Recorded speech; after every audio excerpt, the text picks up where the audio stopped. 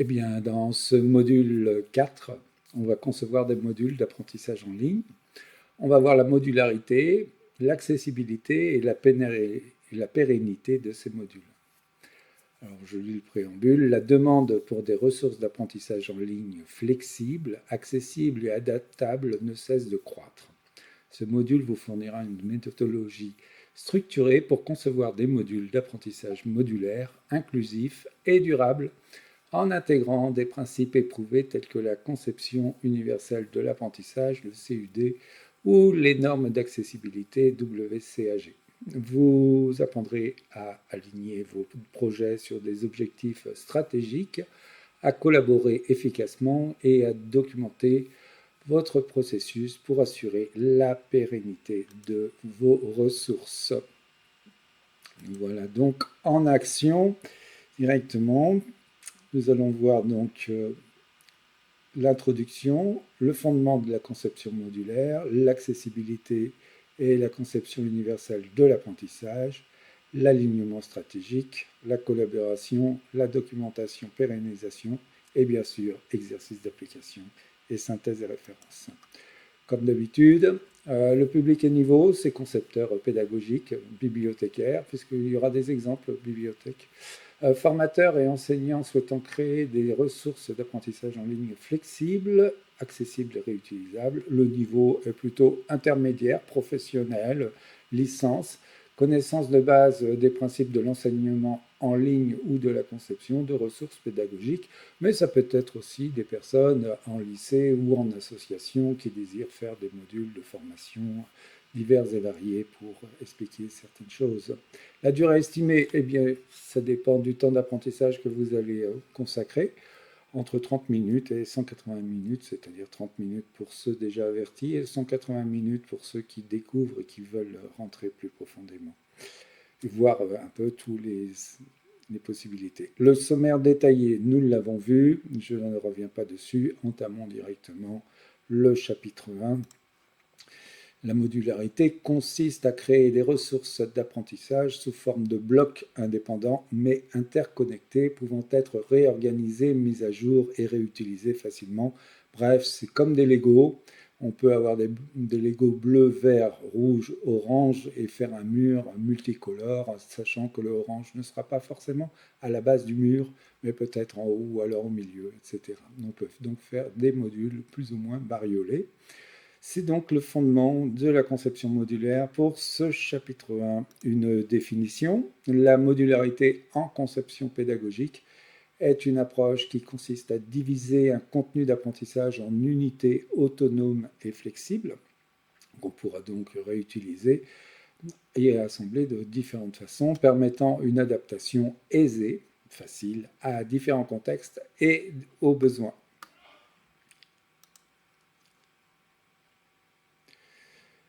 Alors on peut dire aussi que la modularité en conception pédagogique est une approche qui consiste à diviser un contenu d'apprentissage en unités autonomes et flexibles.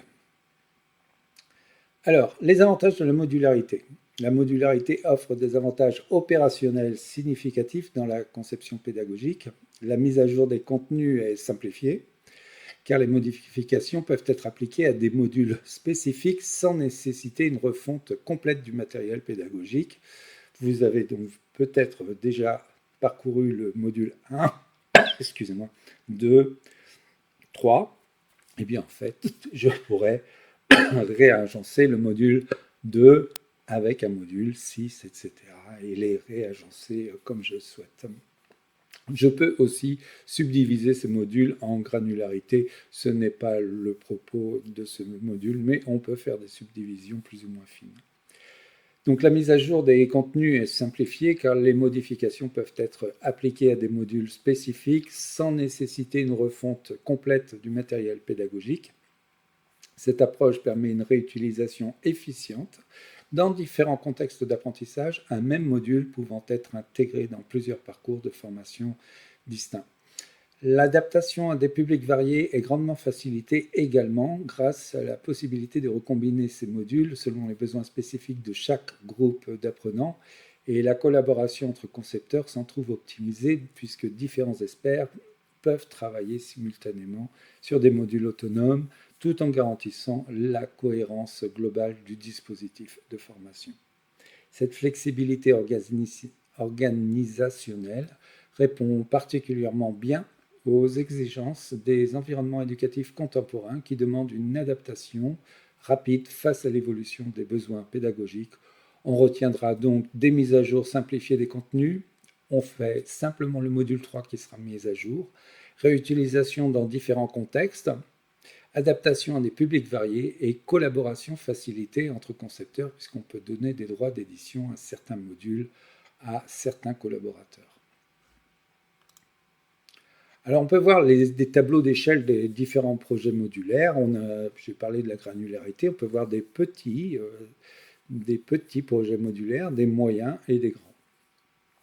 Alors la modularité dans les projets pédagogiques se manifeste à différentes échelles, chacun correspondant à des besoins spécifiques et offrant des possibilités distinctes.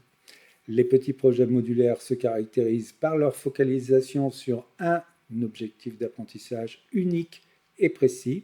Il s'agit typiquement de ressources autonomes, comme un tutoriel vidéo court de 5 minutes, 8 minutes, 12 minutes, une fiche technique ou une animation interactive simple. Ces micro-contenus sont particulièrement utiles pour répondre à des besoins pédagogiques ponctuels et ciblés. C'est donc petit, ressources autonomes, objectif unique et un tutoriel vidéo inférieur à 5 minutes. Les projets de moyenne envergure représentent un niveau de complexité supérieur où plusieurs ressources modulaires sont interconnectées pour former un parcours d'apprentissage cohérent. On peut citer comme exemple une série de modules intégrés dans une plateforme de Learning Management System, LMS, où chaque module conserve son autonomie tout en s'inscrivant dans une progression pédagogique globale. Cette approche permet de créer des chemins d'apprentissage flexibles tout en maintenant une structure d'ensemble. Donc c'est une série de ressources qui sont liées et les modules sont intégrés dans un LMS. Donc en fait c'est un ensemble de modules, c'est le moyen.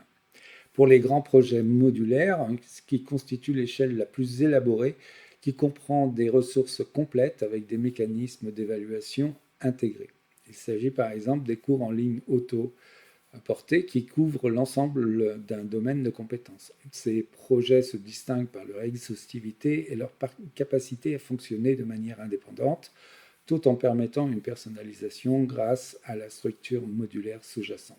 Par exemple, quelqu'un qui travaille dans l'industrie et qui devra utiliser des produits dangereux avec des outils particuliers et un processus particulier, eh bien, il devra connaître, c'est-à-dire avoir les compétences, donc des compétences, la connaissance du produit dangereux, sa maniabilité, comment l'utiliser, et également tout le processus, il ne peut pas faire ceci avant d'avoir fait cela, etc.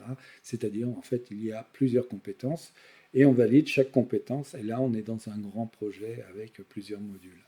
C'est une gradation dans les échelles de projet qui permet aux concepteurs pédagogiques d'adapter leur approche en fonction des objectifs, du public cible et des contraintes techniques. La force de cette classification réside dans sa flexibilité. Un même concepteur peut travailler sur différents types de projets modulaires et les ressources peuvent évoluer d'une échelle à l'autre selon les besoins qui émergent au fil du temps.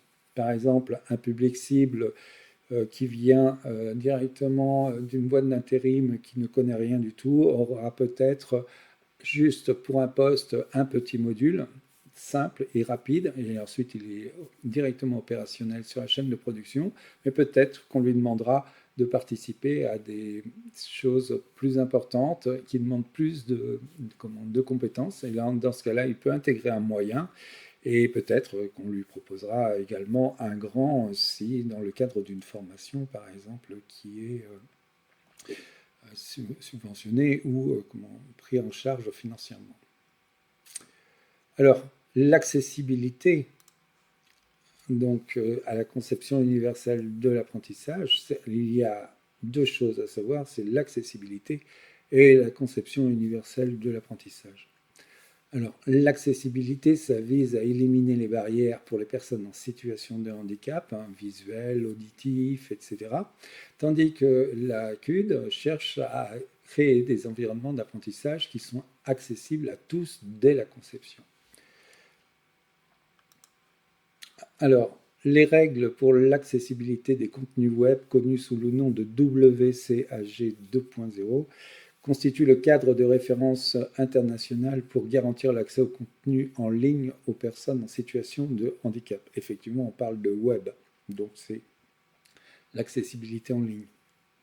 Donc il y a des lignes techniques qui établissent des standards précis que tout concepteur de ressources pédagogiques numériques se doit de respecter. Par exemple, lorsque l'on confond les couleurs, le daltonisme également, si l'on fait directement des schémas, par exemple, à base de couleurs. Le premier principe fondamental, celui de la perceptibilité, exige que l'information et les composants de l'interface utilisateur soient présentés de manière à ce que les utilisateurs puissent les percevoir grâce à leurs différents sens. Cela implique par exemple de fournir des alternatives textuelles pour tout contenu non textuel. Donc par exemple, si on a une image et que c'est un malvoyant qui est devant l'interface web, en fait, il va utiliser sa synthèse sonore et au passage de sa souris, la synthèse sonore va lire le texte et au passage de la souris devant l'image, il ne pourra pas décrire l'image. Heureusement, il y a un texte de remplacement qui raconte l'image et c'est au survol de l'image que ce texte de remplacement va être lu par la synthèse sonore, ce qui permettra aux malvoyants d'avoir une description de l'image. Donc, ou également aussi créer des contenus qui peuvent être présentés de différentes manières sans perdre d'informations. On avait parlé donc du daltonisme notamment. Le deuxième principe, l'utilisabilité vise à garantir que les composants d'interface et de navigation soient opérables par tous les utilisateurs, quel que soit leur moyen d'interaction avec le dispositif. Il est toujours difficile pour un apprenant de se dire « je suis perdu, où est-ce qu'il faut que je clique, où étais-je avant, je veux revenir en arrière, comment je fais, je suis en situation d'apprentissage, je ne suis pas en situation d'apprendre le logiciel ». Donc il faut que ça soit véritablement ce que l'on dit, entre guillemets, intuitif. Cela comprend la possibilité de naviguer bien sûr au clavier, de disposer de suffisamment de temps pour lire et utiliser le contenu, ou encore d'éviter tout élément susceptible de provoquer des crises chez les personnes photosensibles. Le troisième principe, c'est la compréhensibilité. Ça exige que l'information et le fonctionnement de l'interface soient compréhensibles par le plus grand nombre. Cela se traduit par la nécessité de rendre le contenu textuel lisible et compréhensible, de faire en sorte que les pages web apparaissent et fonctionnent de manière prévisible et d'aider les utilisateurs à éviter et corriger les erreurs qu'ils pourraient commettre. Bien, là, on est dans ce qu'on appelle l'expérience utilisateur dans la conception de pages web ou la conception de pages d'apprentissage. Et donc d'expérience utilisateur et aussi d'interface utilisateur, conception d'interface utilisateur, qui pourront faire l'objet de prochains modules plus tard. Enfin, le quatrième principe, la robustesse, requiert que le contenu soit suffisamment robuste pour être interprété de manière fiable par une large variété d'agents utilisateurs, y compris les technologies d'assistance. Cela signifie notamment que le code doit être valide et bien structuré pour assurer une compatibilité maximale avec les outils utilisés par les personnes en situation de handicap.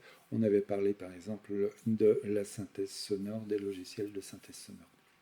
L'application rigoureuse de ces 4 principes dans la conception des ressources pédagogiques en ligne n'est pas seulement une question de conformité réglementaire, mais bien un gage de qualité et d'efficacité pédagogique pour l'ensemble des apprenants, quelle que soit leur capacité ou leur situation.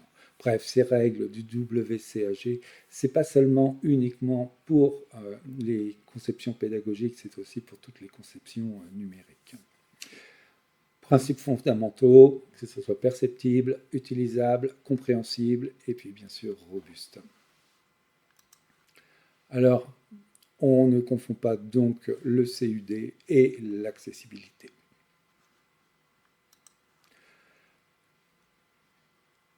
Alors, les moyens multiples d'engagement, c'est-à-dire qu'en fait, la conception universelle, entre guillemets, de l'apprentissage s'articule autour de 3 principes fondamentaux qui visent à répondre à la diversité des apprenants. Le premier principe concerne les moyens multiples d'engagement, donc qui consiste à stimuler l'intérêt et la motivation des apprenants en leur offrant des choix et en leur suscitant leur curiosité.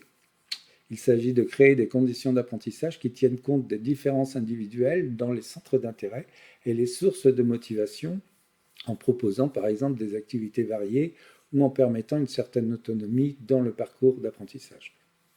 Bien évidemment, il faut que ça soit adapté au public cible, aux objectifs du public cible, et on avait vu donc les écarts d'apprentissage dans le module 1, donc ça reprend également ce module.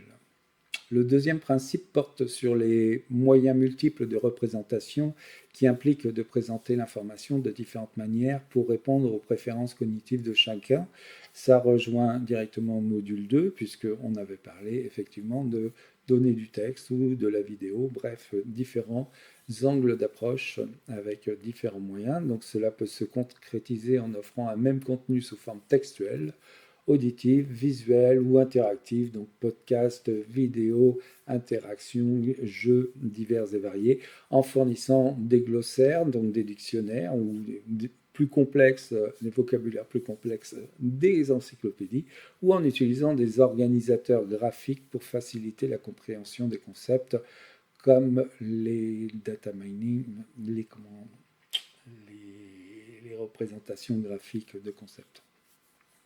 Le troisième principe traite des moyens multiples d'action et d'expression qui permettent aux apprenants de démontrer leur acquis de diverses façons. On a parlé des QCM, ça peut être des dépôts de devoirs, mais ça peut être aussi la possibilité de travailler en ligne de façon collaborative. Donc, au lieu de se limiter à un seul type d'évaluation comme l'examen écrit traditionnel, cette approche encourage la diversification des modalités d'expression. Une présentation orale, la personne se filme avec son téléphone portable et ensuite on présente la vidéo, une production vidéo, donc une création artistique, un dessin, une photographie, une démonstration pratique ou tout autre format qui permet à l'apprenant de montrer ce qu'il a compris et maîtrisé.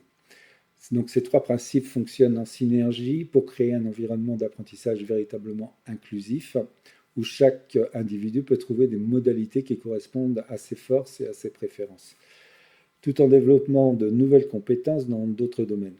L'objectif ultime est de supprimer les barrières inutiles à l'apprentissage tout en maintenant des exigences académiques rigoureuses, permettant ainsi à chacun de progresser selon son potentiel. Alors, un alignement stratégique et de collaboration. Donc, un projet réussi commence par un alignement clair avec les objectifs stratégiques au niveau du programme, le cours, l'organisation, l'institution et le professionnalisme qui va avec. Alors, une matrice d'alignement, je vais donc rentrer dans des matrices d'alignement qui vont sur différents niveaux. Le programme, comme dit précédemment, l'organisation, l'institution et le professionnalisme. Donc c'est un outil qui permet de documenter comment votre projet va s'aligner avec les différents niveaux selon les objectifs stratégiques. La matrice d'alignement présente un outil stratégique essentiel dans la conception de projets pédagogiques modulaires. Il s'agit d'un cadre structuré qui permet de documenter systématiquement la manière dont un projet d'apprentissage en ligne s'articule avec les différents niveaux stratégiques de l'organisation.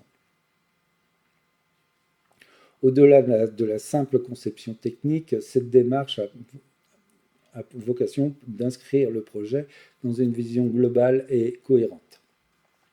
Alors concrètement, cette matrice permet d'établir des liens explicites entre les objectifs d'apprentissage spécifiques du module et les orientations plus larges de l'institution. Nous voyons donc qu'il y a différents cadres, ici alignement du programme, alignement organisationnel, alignement institutionnel, alignement professionnel, et en fait, dans chaque cadre, nous avons l'objectif, le résultat attendu, la norme, la composante du projet, la considération clé et la remarque sur l'alignement. Tout cela doit bien sûr pouvoir coïncider. On peut avoir par exemple des alignements institutionnels, ça sera donc par exemple un logiciel qui sera déployé au niveau institutionnel et qui va rentrer dans l'organisation et qui peut-être va s'aligner dans le programme également. Ou alors c'est un alignement professionnel qui va au-delà de l'institution, qui va régenter la profession, comme on peut trouver par exemple des propositions au ministère de la Culture, au ministère de l'Enseignement supérieur, qui est là plutôt dans un alignement professionnel, voire institutionnel au niveau macro. Donc le concepteur est invité à considérer ces 4 niveaux d'alignement fondamentaux et qui termine par le niveau professionnel qui fait référence aux standards et aux compétences reconnues dans le domaine. Le professionnalisme. L'utilisation de cet outil transforme la conception pédagogique en une démarche stratégique et réfléchie. Elle permet de justifier les choix de contenu, de justifier l'investissement en temps et en ressources et de démontrer la valeur ajoutée du projet dans un langage compris par les décideurs. En documentant ces alignements, le concepteur crée également un référentiel précieux pour les futures évolutions du module, garantissant ainsi sa pérennité, sa pertinence dans le temps. La matrice d'alignement sert ainsi de pont entre la vision pédagogique et les réalités institutionnelles, organisationnelles, professionnelles, entre les objectifs d'apprentissage et les impératifs stratégiques. Les impératifs stratégiques, actuellement, c'est comment implanter l'intelligence artificielle dans un cadre éducatif. Elle élève la conception de modules au-delà de sa simple transmission de contenu pour en faire un levier de transformation et d'innovation au service des apprenants et de l'institution. Bien, ici je vais montrer quelques exemples. Je vous laisserai parcourir la vidéo pour pouvoir comparer un peu tous ces exemples. Alors ce sont des exemples fictifs d'alignement de programme. Nous avons donc dans chaque colonne l'objectif, résultat ou norme et composante du projet, considération clé, remarque sur l'alignement. Bon, cas classique, nous sommes sur un programme. L'objectif, c'est améliorer l'engagement et la motivation des élèves dans les apprentissages, avec un focus sur les mathématiques, l'éducation physique et l'éducation inclusive. Donc la composante du projet, ce sera intégrer des outils numériques comme Kahoot, Canva ou YouTube et des gamifications. Considération clé, c'est les outils doivent être choisis en fonction de leur pertinence pédagogique, pas seulement de leur attrait ludique. Et remarque sur l'alignement, eh bien en fait on constate qu'il y a un fort alignement puisque les outils cités sont perçus positivement par les étudiants. En effet, 46,6% préfèrent YouTube, ce qui correspond pratiquement à la moitié, et 33% préfèrent Canva. Donc on pourra mêler du YouTube à 60% et peut-être faire du 40% de Canva dans la composante du projet. Voilà, donc il y a différentes choses, on peut faire des jeux de rôle, des ateliers pratiques avec du Arduino, etc. Ça, c'est au niveau du programme.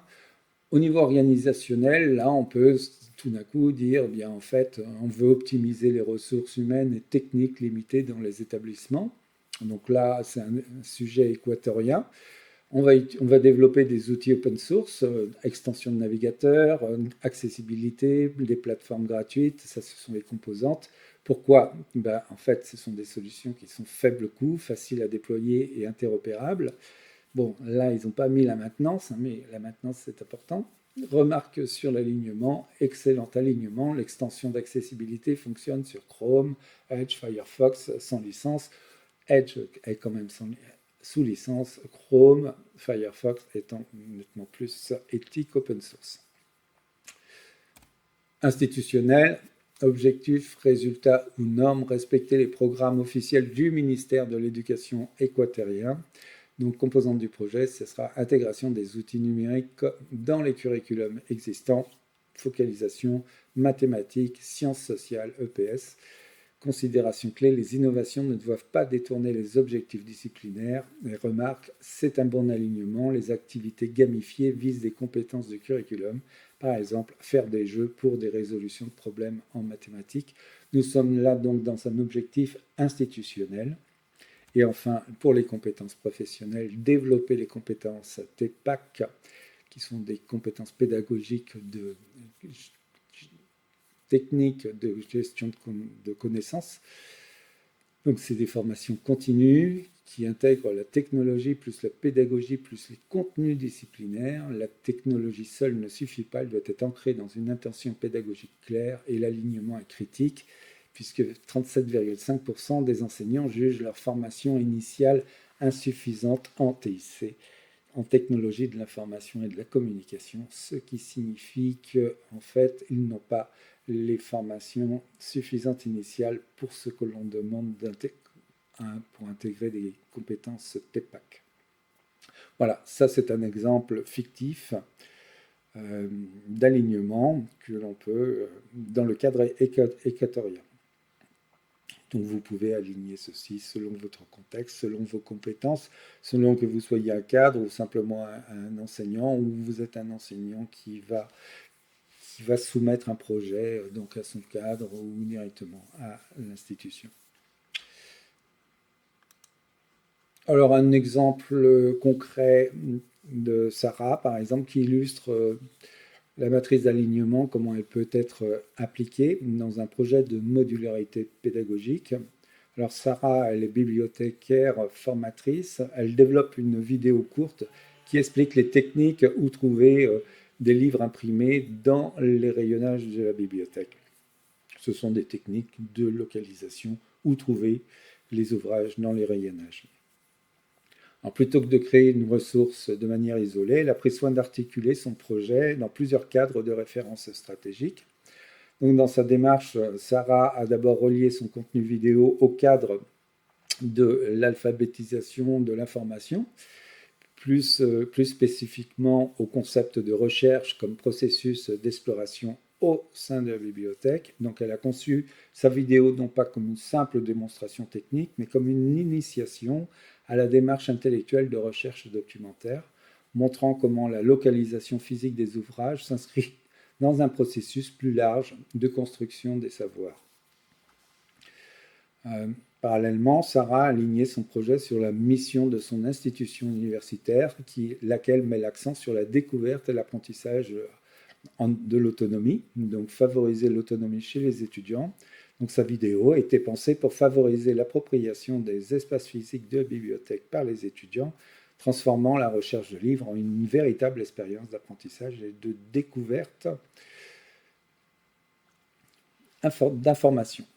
Elle a veillé à ce que le ton et le contenu de sa production reflètent les valeurs d'accessibilité et d'excellence académique portées par son établissement. Donc elle a été conforme vis-à-vis de ce que veut véhiculer culturellement l'établissement. C'est donc un alignement stratégique qui justifie son investissement en temps dans son projet auprès de sa hiérarchie.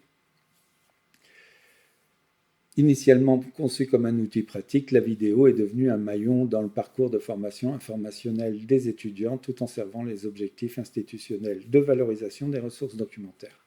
Comme il est intégré directement dans l'institution, ce module vidéo en fait peut être intégré dans tous les cours, c'est-à-dire qu'en fait n'importe quel enseignant peut dire allez à la bibliothèque, nous allons travailler à la bibliothèque, voici la vidéo pour pouvoir trouver le rayonnage et vous allez être autonome dans ce que je vais vous demander de produire avec les éléments bibliothécaires.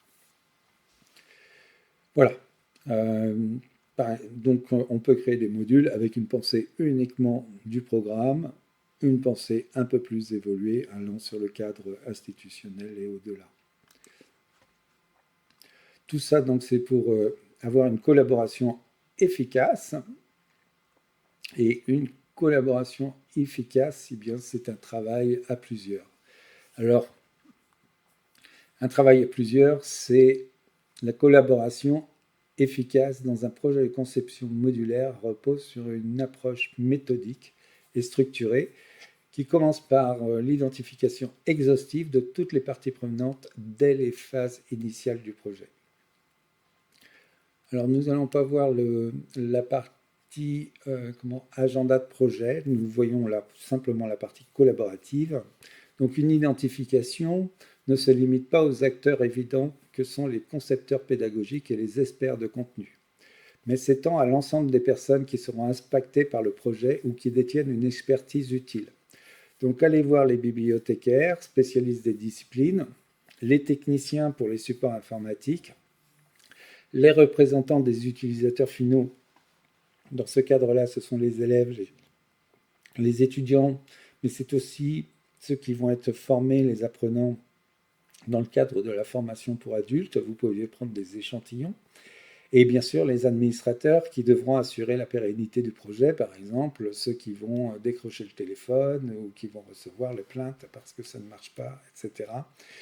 La collaboration, c'est de mettre tout le monde au courant, qu'ils aient les bonnes informations, peut-être pas toutes les informations, mais au moins celles qui les concernent.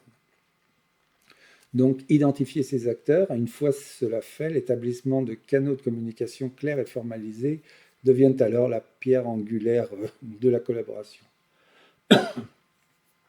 Il ne s'agit pas simplement de mettre en place des réunions régulières, mais de créer un écosystème de communication qui définit précisément les rôles de chacun, les attentes en matière de feedback, de retour, les délais de réponse et les modalités d'escalade en cas de blocage. Alors, les rôles de chacun, c'est-à-dire je suis reconnu compétent pour ceci dans le projet et je suis la partie prenante avec ces compétences. En matière de retour, c'est-à-dire j'attends une question et je donnerai mon retour. Donc il y a des délais de réponse et les délais de réponse, ça prend du temps et donc c'est pour ça qu'un agenda est à prévoir. Et les modalités d'escalade en cas de blocage, c'est-à-dire si ça bloque, d'où vient le blocage.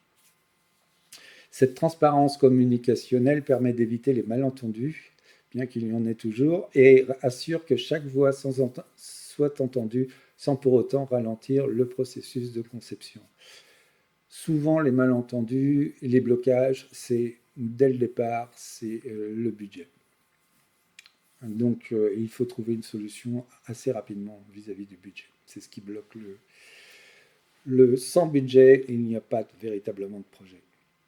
Alors, le troisième pilier, c'est les outils collaboratifs adaptés, donc aux besoins spécifiques du projet. Alors, les plateformes comme Google Drive, Microsoft Teams, Big Blue Button permettent le travail synchrone ou asynchrone sur les documents de conception, tandis que les outils de gestion de projet comme Trello, Asana offrent une vision partagée de l'avancement des différentes composantes modulaires. On a des techniques de prototypage, les méthodes ADI, on a aussi bien sûr la conception linéaire classique de projet. On verra cela un peu plus en détail, mais je vais en parler un peu, mais j'en parlerai un peu plus en détail dans d'autres modules. Les wikis internes, quant à eux, constituent une mémoire de projet précieux, capturant les décisions pédagogiques, les retours des testeurs et les rationalisations des choix de conception. Donc tout ceci doit être indiqué, adapté, et ensuite on puisse trouver l'information à n'importe quel moment pour pouvoir réadapter et rationaliser les choix de conception. Donc l'efficacité de cette collaboration se mesure à la capacité de l'équipe à maintenir une cohérence pédagogique tout en permettant à chacun, expert, de contribuer pleinement dans son domaine de compétences.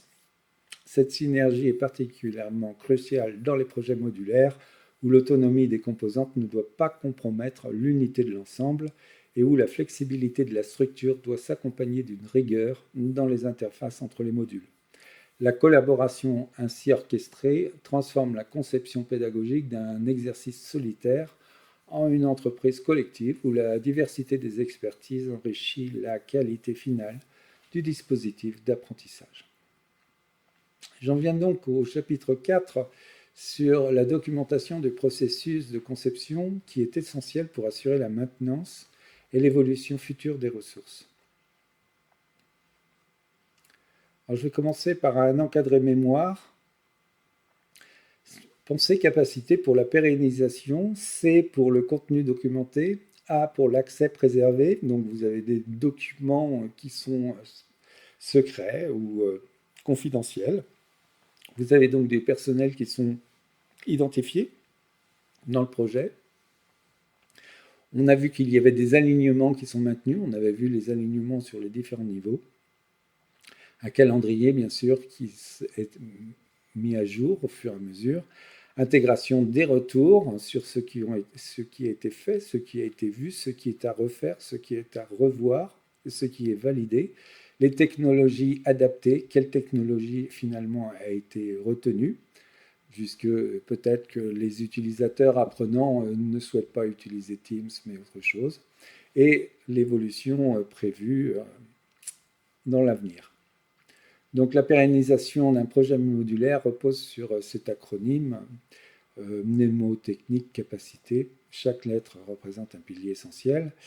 Donc l'importance de la documentation qui dépasse le simple contenu pédagogique, puisque ce sont les décisions de conception, les rationalisations pédagogiques, les procédures techniques, mais aussi les échecs expérimentaux. Donc cette documentation devient la mémoire institutionnelle du projet, mais aussi de tous les collaborateurs qui sont impliqués et qui doivent comprendre ce qui a été fait, pourquoi ça a été fait et pourquoi de telle manière. Et à l'avenir, comment cela pourrait être conçu. Alors l'accès, c'est la question cruciale de la conservation et de la disponibilité des ressources. Un contenu modulaire, aussi bien conçu soit-il, perd toute sa valeur s'il devient inaccessible. Cela implique des stratégies de stockage robustes, des politiques de sauvegarde rigoureuses et une attention particulière aux droits d'accès et aux authentifications. Les contenus documentés, c'est également si vous utilisez un logiciel, est-ce qu'il y a l'interopérabilité avec un autre logiciel pour pouvoir faire évoluer le contenu de logiciel en logiciel.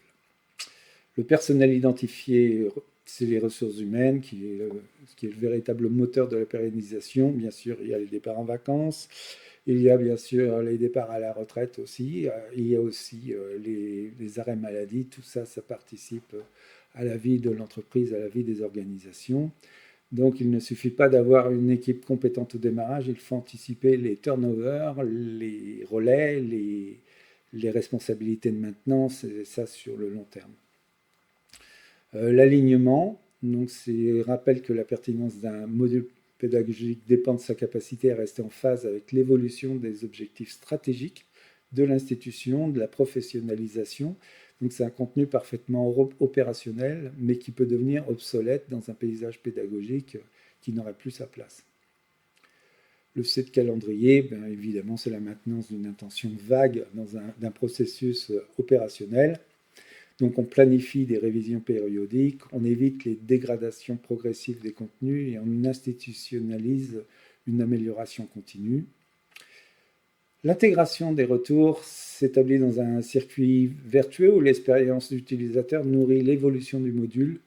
Effectivement, le retour des utilisateurs est toujours à prendre en place pour pouvoir recalibrer les modules, les mettre à jour, voire les revoir, voire les refaire.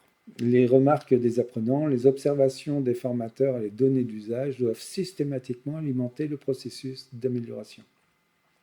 Le T de technologie adaptée reconnaît la double nature des outils numériques, facilitateur, mais aussi source de vulnérabilité. Le choix des plateformes, des formats, tout ceci doit anticiper la pérennité technique et leur compatibilité avec l'écosystème informatique existant. L'évolution, c'est consacrer une approche dynamique où le changement n'est plus une menace, mais une dimension intégrée dans la conception, en anticipant les évolutions possibles, qu'elles soient pédagogiques, technologiques ou institutionnelles. On transforme la maintenance en opportunité d'amélioration plutôt qu'en corvée corrective. Bref, cette capacité ne se contente pas d'énumérer des bonnes pratiques, c'est une philosophie de conception, de durabilité, c'est un atout, un ajout dans une dimension intrinsèque de qualité pédagogique. Alors, une matrice de capacité, l'outil pour planifier la maintenance future couvrant personnel, outils, technologies et apprentissage continu. Alors, la matrice de capacité représente un instrument de planification stratégique pour anticiper et organiser la maintenance des ressources pédagogiques modulaires, donc de tous les modules. La première dimension concerne le personnel qui sera en charge et pose des questions fondamentales sur la répartition des responsabilités.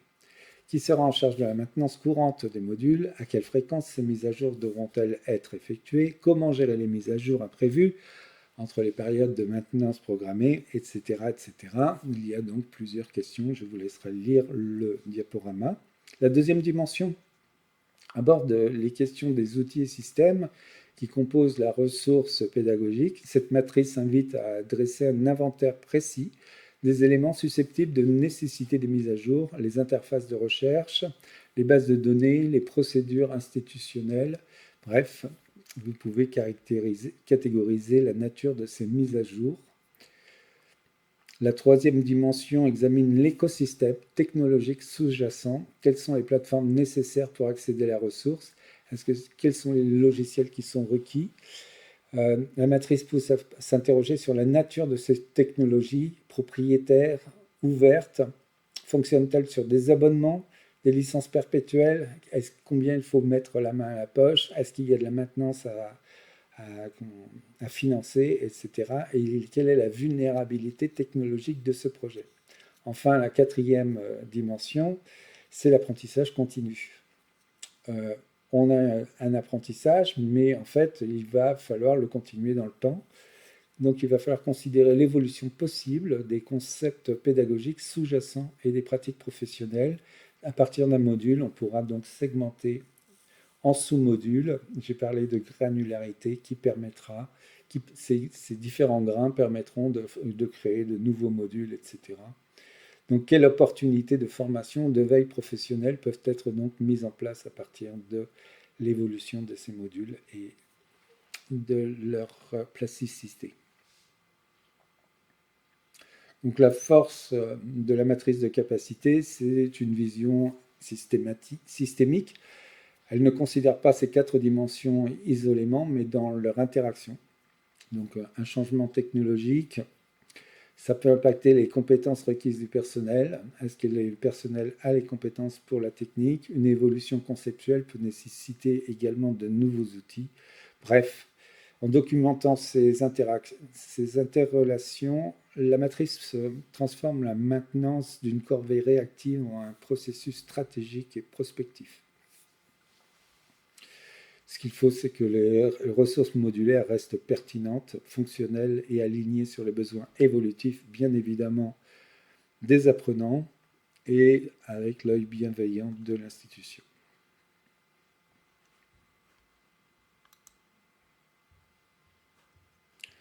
Alors, nous allons parler des ressources d'enseignement libre ou les ressources éducatives libres, ce que l'on appelle les REL, qui font partie du grand ensemble du logiciel libre, c'est-à-dire les ressources en accès libre.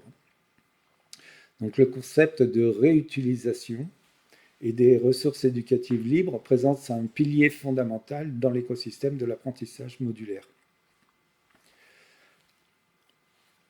Par exemple, on peut parler du projet RELIA, qui sont les ressources d'enseignement libres qui seraient projetées et intégrées et gérées par de l'intelligence artificielle et qui est un projet qui est chapeauté par l'UNESCO et pris en charge par la chaire UNESCO de l'Université de Nantes.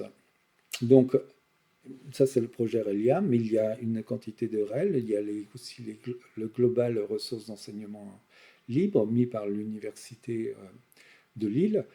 Donc les REL se définissent comme des matériels d'enseignement, d'apprentissage et de recherche qui appartiennent au domaine public ou qui ont été publiés sous des licences ouvertes autorisant leur libre utilisation. On parlera par exemple de Creative Commons. Cette ouverture juridique constitue une révolution dans le paysage éducatif traditionnel car elle brise les barrières de la propriété intellectuelle restrictive pour favoriser une culture du partage et de la collaboration à l'échelle mondiale. La modularité entretient une relation symbiotique avec les REL en structurant les contenus pédagogiques en unités autonomes et cohérentes. La conception modulaire facilite considérablement la création, le partage et la réutilisation de ces ressources. On peut donc, lorsqu'on crée un programme pédagogique, prendre une ressource sous enseignement libre et l'intégrer comme module dans le programme du cours. On peut donc créer des cours uniquement avec des ressources d'enseignement libre. Chaque module devient une brique indépendante qui peut être extraite, adaptée, remixée ou réassemblée. Par exemple, vous utilisez une ressource d'enseignement libre, un des modules, vous le modifiez et vous le contribuez à sa modification, soit son évolution ou soit son adaptabilité vis-à-vis d'un public ou vis-à-vis d'une discipline. Et ensuite, vous pouvez renvoyer ce que vous avez modifié, adapter dans le pot commun où un nouvel enseignant découvrira votre adaptation et pourra donc à nouveau l'utiliser, peut-être sans l'adapter, ou peut-être le remixer, ou peut-être le réassembler selon les besoins spécifiques des différents contextes éducatifs. Donc cette granularité de modules, ces grains, etc., cette segmentation des cours que l'on peut mettre à disposition, ça permet une personnalisation poussée des parcours d'apprentissage tout en maintenant une cohérence pédagogique. Alors un avantage stratégique de cette approche réside dans sa capacité à transformer chaque conception pédagogique en investissement à rendement croissant. Un module développé pour un public spécifique peut être réutilisé dans des dizaines d'autres contextes, parfois de manière imprévue par ses concepteurs initiaux. Cette réutilisation multiplie l'impact du travail de conception tout en réduisant les redondances et les duplications d'efforts au sein de la communauté éducative. Conception de manière imprévue par les concepteurs initiaux, c'est ce qu'on appelle le hacking, c'est-à-dire en fait à partir d'un élément, en fait on crée rien ne se crée, tout se transforme et le hack permet par exemple de faire des dérivations pour des usages qui étaient non envisagés par les concepteurs à l'origine. Donc les licences Creative Commons jouent un rôle crucial dans cet écosystème en offrant une palette d'options juridiques qui permettent aux créateurs de définir précisément les conditions de réutilisation de leurs œuvres. Certaines licences autorisent toute utilisation tant que la paternité est citée. La paternité est obligatoire, c'est-à-dire Aristote a dit, Platon a écrit, Victor Hugo, tout cela c'est la paternité ou maternité. D'autres limitent les utilisations commerciales ou exigent que les œuvres dérivées partagent les mêmes conditions. Nous avons donc c'est une licence, la Creative Commons, qui se décline avec des niveaux juridiques relativement aisés à comprendre. La paternité, citer l'auteur, est obligatoire. J'utilise une ressource d'enseignement libre créée par telle équipe ou créée par tel enseignant ou créée par telle institution. Je nomme l'institution, je nomme l'enseignant ou je nomme l'équipe. Si je l'adapte, c'est-à-dire si j'ai le droit à la modification, par exemple dans le terme de la Creative Commons, je peux par exemple l'utiliser, ne pas avoir le droit à la modification, mais si j'ai le droit à la modification et que je fais la modification, je deviens dans ce cas-là co-auteur et je cite, et la personne qui utilisera donc la modification citera les producteurs originaux et puis bien sûr la chaîne de modification des concepteurs.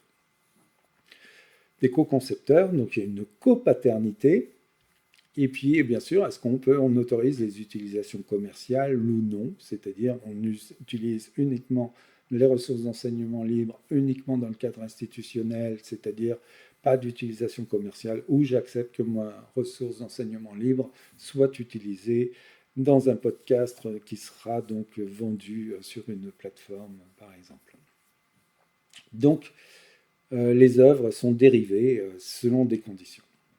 La dynamique des REL, donc des ressources d'enseignement libre, et de la modularité, donc la modularité des enseignements, crée ainsi un cercle qui se veut vertueux. Plus les ressources sont partagées, plus elles sont améliorées et adaptées à la communauté, mises à jour, et plus leur valeur pédagogique s'accroît. C'est une approche collaborative qui transforme la conception pédagogique d'un processus solitaire en une entreprise collective où la richesse des ressources disponibles s'enrichit constamment grâce aux contributions de chacun. Elle incarne une vision de l'éducation comme un bien commun, où le partage des connaissances et des ressources devient un moteur d'innovation et d'amélioration continue pour l'ensemble de la communauté éducative. Par exemple, vous faites un cours, ce cours va être traduit par exemple par un espagnol, puis ensuite segmenté et retracé. Alors on peut parler des systèmes d'échelle, de rétroaction, qui représentent un cadre d'analyse plus sophistiqué pour caractériser et prioriser les ressources sur les ressources pédagogiques. Alors une approche structurée qui permet de transformer un afflux de commentaires disparates en plan d'amélioration cohérent et stratégique.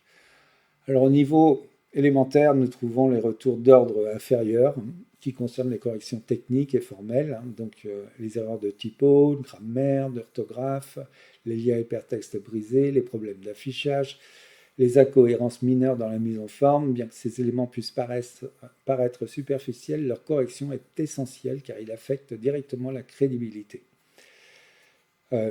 Dans le cadre de ressources d'enseignement libre, par exemple, il peut y avoir un enseignant qui fait sa ressource et puis qui ensuite, un autre enseignant va participer dans un cadre d'ordre inférieur pour des corrections mineures. Le deuxième niveau, c'est celui des retours d'ordre moyen qui abordent des préoccupations plus substantielles, qui touchent à la clarté pédagogique et à la cohérence intellectuelle.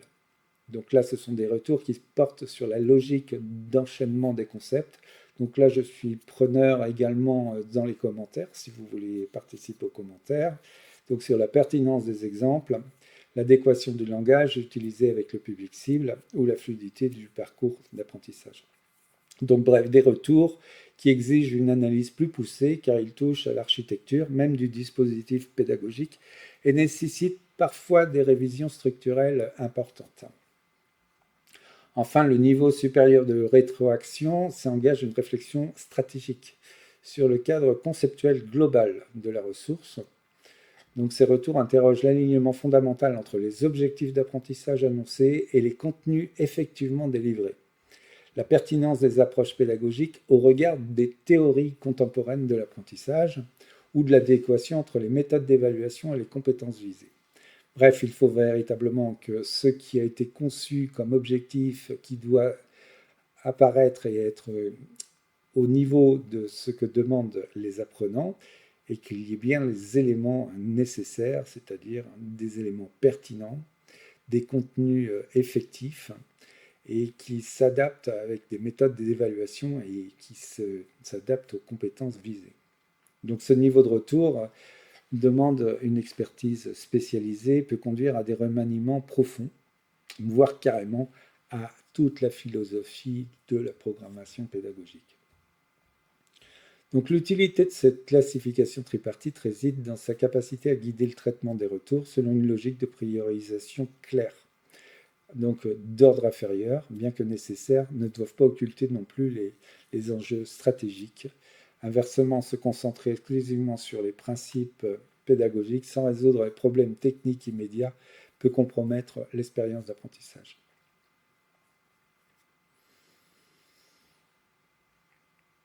Alors, bien évidemment, les élèves et les étudiants sont souvent excellents pour détecter les problèmes d'ordre inférieur et moyen. Ils ont un aspect critique souvent présent et n'hésitent pas à prendre l'expression. Tandis que les experts pédagogiques et les pairs concepteurs, eux, apporteront des éclairages d'un ordre plus supérieur. Donc n'hésitez pas à partager et à véhiculer vos prototypes. Donc tous ces rétroactions, les concepteurs modulaires peuvent optimiser leur processus de révision.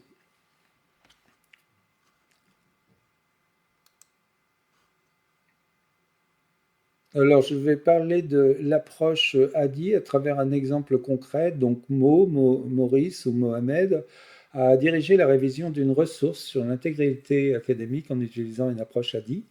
Alors, l'approche ADI, c'est une méthode de conception d'apprentissage par une approche design thinking, c'est-à-dire faire un prototypage. Et il a utilisé le modèle ARCS que l'on a vu précédemment. Donc, lorsque Mo a été chargé de la révision complète d'une ressource, il a déployé une stratégie de conception fondée sur le modèle ADI pour un prototypage, pour le processus de développement et le modèle RCS pour la dimension motivationnelle. Donc la complexité de son projet résidait dans son ampleur et sa portée institutionnelle. La ressource devait couvrir l'ensemble des aspects de l'intégrité académique, du plagiat involontaire aux fraudes délibérées, en passant par les bonnes pratiques de citation et l'éthique de la recherche. Donc là, nous sommes dans un cadre de revue de littérature. Face à cet étendu mot a constitué une équipe plurielle de 12 membres, soigneusement sélectionnés pour représenter la diversité des perspectives. Les bibliothécaires, spécialistes de la formation, enseignants-chercheurs, responsables administratifs et des étudiants dont la voix directe était essentielle pour garantir l'adéquation de la ressource avec les besoins réels des apprenants.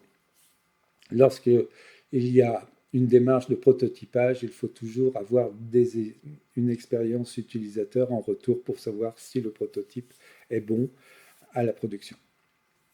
Donc l'approche ADI a fourni le cadre structurant nécessaire à un projet de cette envergure.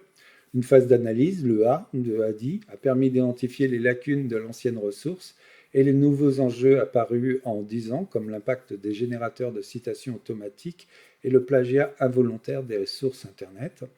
La phase de conception, ce qu'on appelle le design, le D de ADI, a vu l'émergence d'une architecture modulaire où chaque concept clé, détection du plagiat, méthodologie de la citation, des cas pratiques devenait un module autonome mais interconnecté. Le développement, donc après l'analyse, le design, la conception, le développement, le dernier D pour le développement, a mobilisé l'expertise combinée de tous les membres de l'équipe, tandis que l'implémentation a nécessité une planification minutieuse pour intégrer la ressource dans les différents parcours de formation.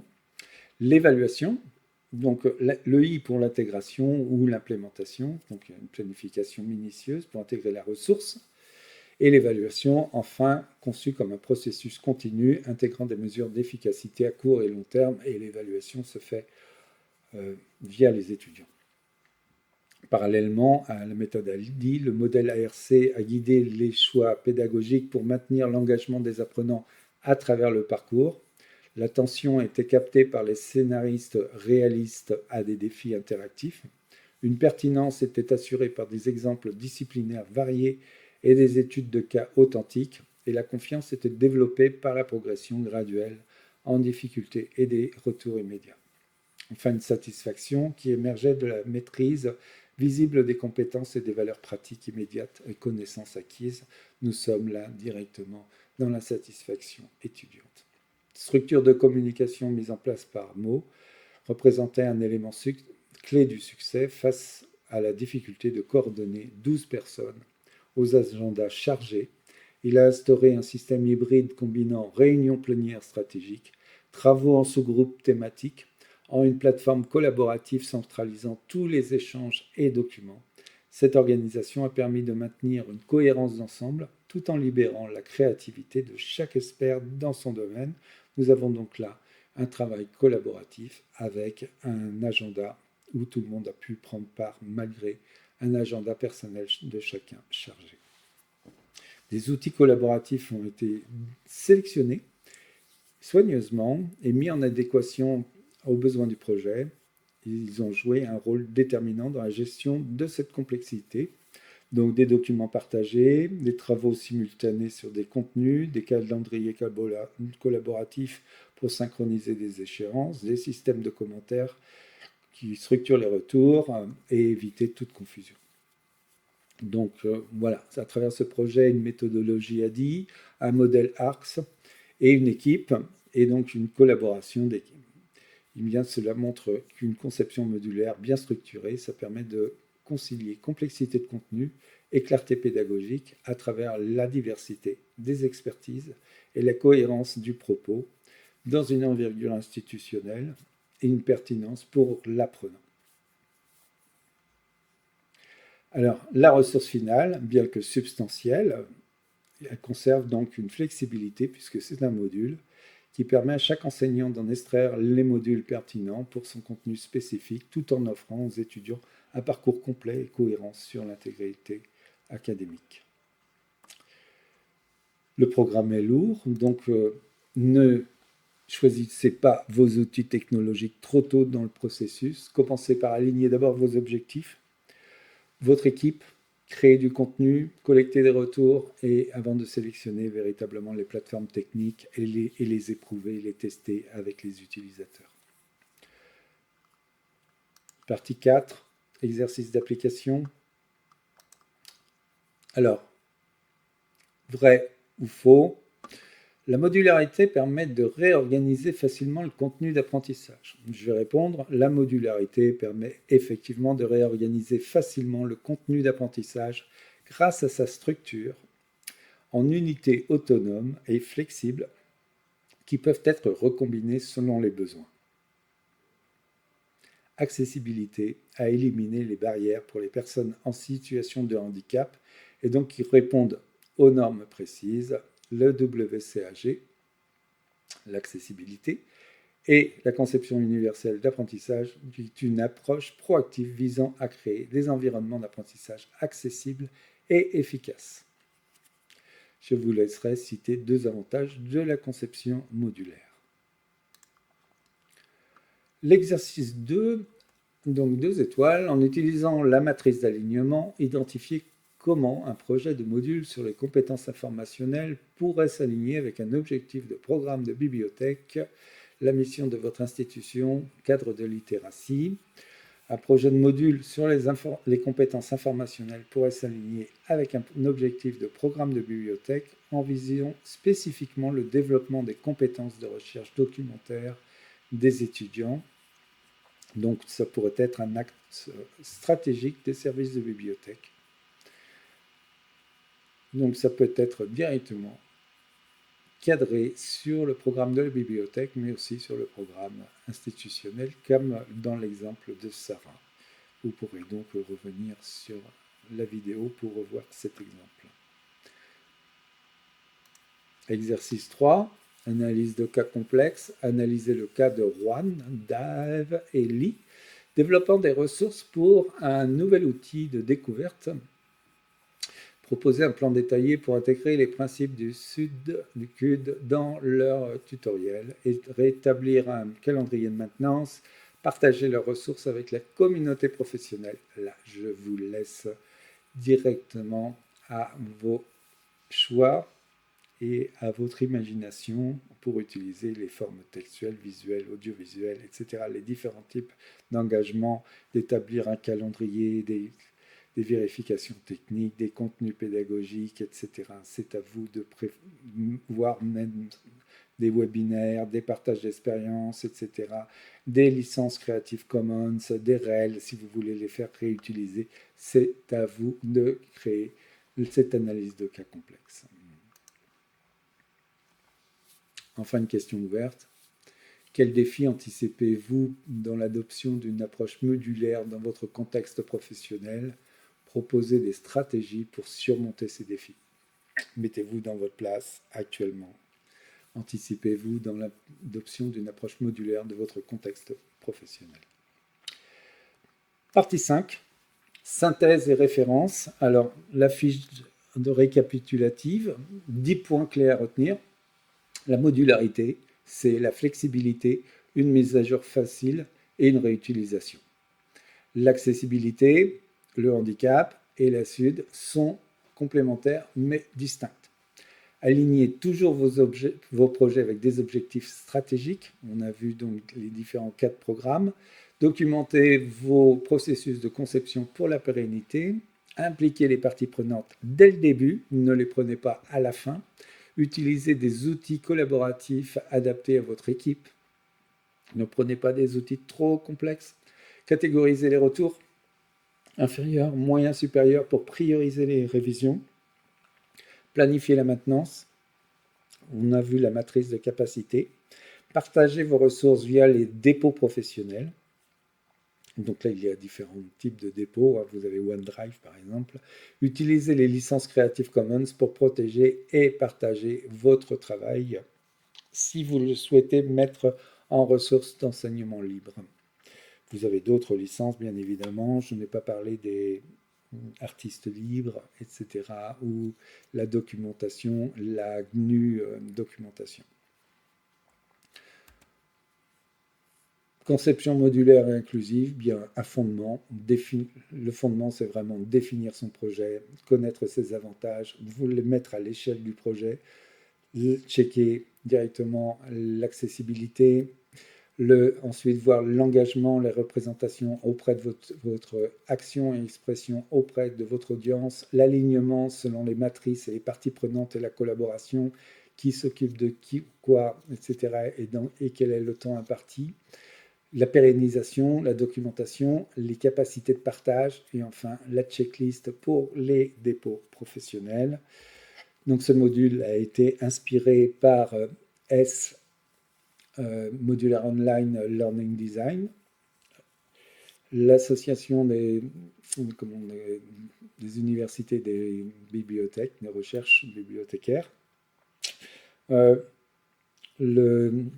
la conception universelle pour l'apprentissage, guideline, le World Wide Web Consortium, évidemment, donc pour tout ce qui est accessibilité pour les projets web, la Creative Commons, que vous pouvez voir donc sur les sites internet, le projet Cora pour les communautés de recherche en ligne, et le peer review d'Instructional Materials Online pour ceux qui voudraient faire donc de la revue par pair pour du matériel pédagogique en ligne.